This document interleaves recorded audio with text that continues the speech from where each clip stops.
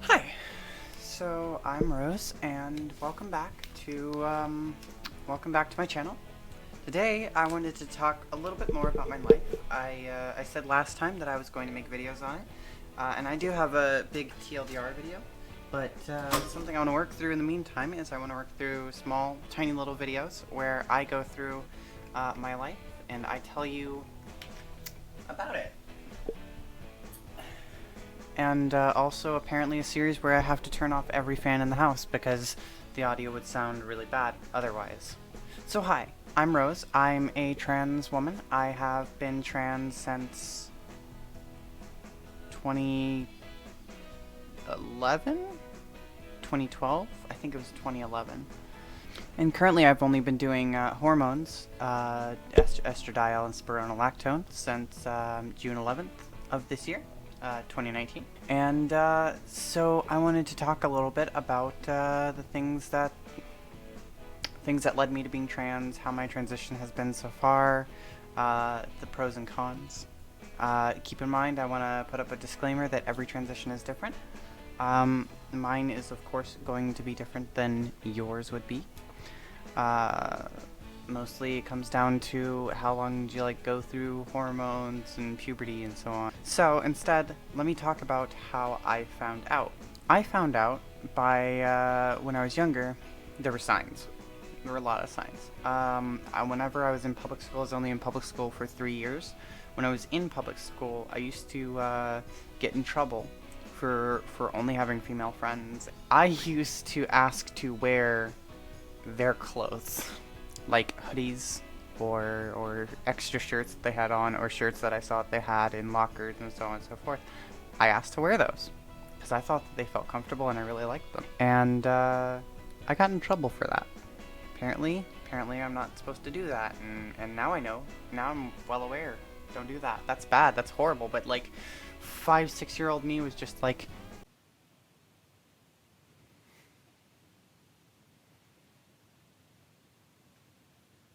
why? And no one answered. So, as time went on, I started feeling more of a self-alignment to female characters and things. If I ever played a game, the character would be female in whatever way I could. Halo 1 didn't have the ability to have a female Spartan. So instead, I would always have it pink or some really light shade that at the time I was like, those are pink, or pink is a girl's color. And so I always tried to choose female characters and things like that. My dress sense tended to become more feminine.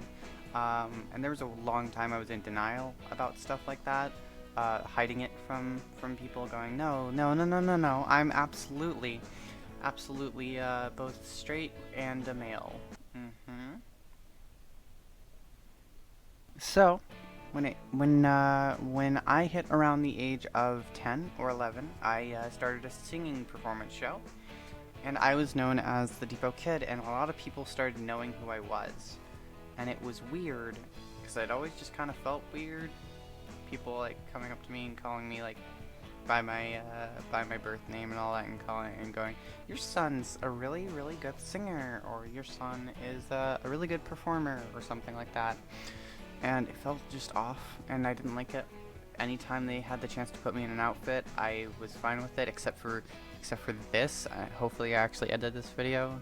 This is a sparkly cowboy outfit that I was placed in for my first ever performance.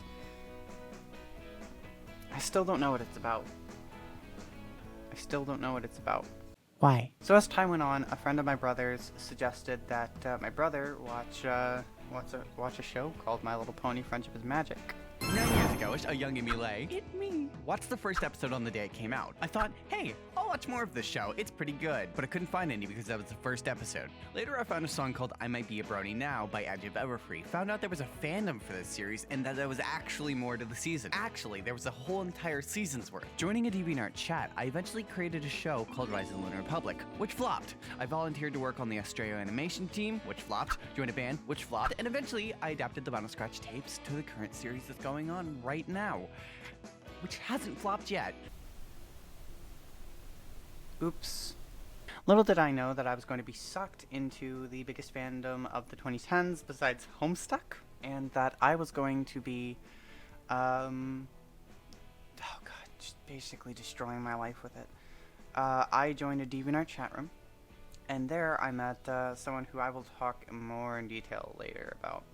But she was a trans woman, and before that I had never heard of anything besides a transvestite, and I thought that was explicitly cross-dressers. She was my girlfriend for a while, and she eventually convinced me that all of the things that I was feeling, doing, and talking about was dysphoria, and that I was trans, and so I explored it, and I acted.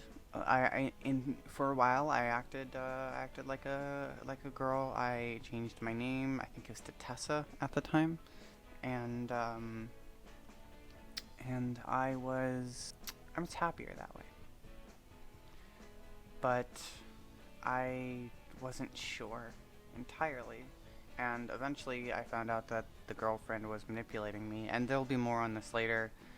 I don't think I want the context of what she did in this video, so if you want to know what happened, subscribe, and I'll eventually say. Eventually, on February 23rd,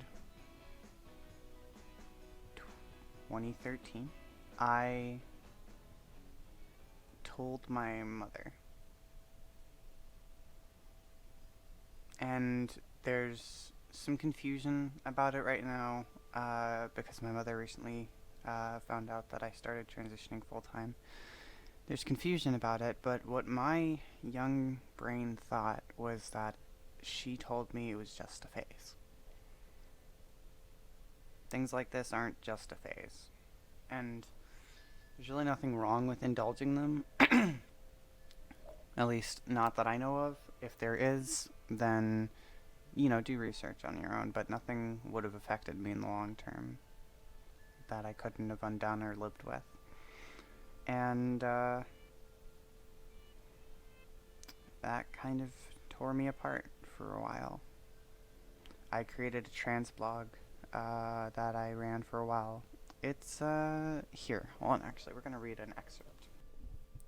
In a post I made the night that I came out to my mom, I quoted her, and the post reads as follows. I came out to my mother today, and she said this. I will not even consider or accept this until you are 18. I understand the reasons why. I do, but it's just like I feared. She thinks that it's just a phase, because I explained that with parental permission, I can do all the big girl changes in my life, but no. I need help here. I thought I was going to be accepted, and maybe something would work in my favor for once, but no, not even on my birthday am I accepted. I'll keep this up though, and I'll keep going until I'm 18. See you all then.